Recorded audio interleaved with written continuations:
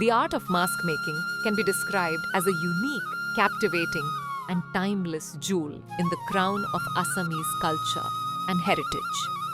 Nearly 500 years ago, Srimanta Sankardev, the great saint and reformer, propagated the Neo-Vaishnavite religion among the masses through the medium of Chihnayatra Bhaunats, and it was during that time that he introduced the tradition of mask making. Established in 1663 during the reign of Ahom king Chakradhwaj Singha, the Samaguri Satra has been practicing and preserving this ancient art of mask making. Until a few decades ago, this craft was mostly limited to bhavna performances and had little recognition beyond that. However, in 1998, under the leadership of Dr. Bhupen Hazarika, who served as the chairman of the Sangeet Natak Academy, the art of mask making received national recognition.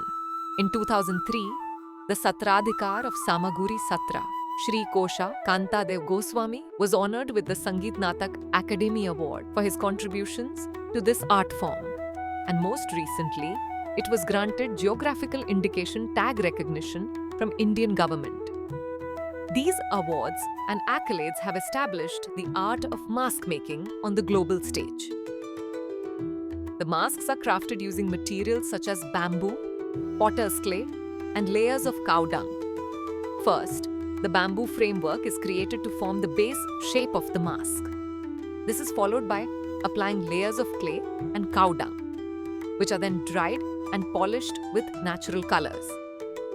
Masks are categorized into three types: Bormukha or large masks, Lotokai Mukha or movable masks, and Mukmukha or face masks.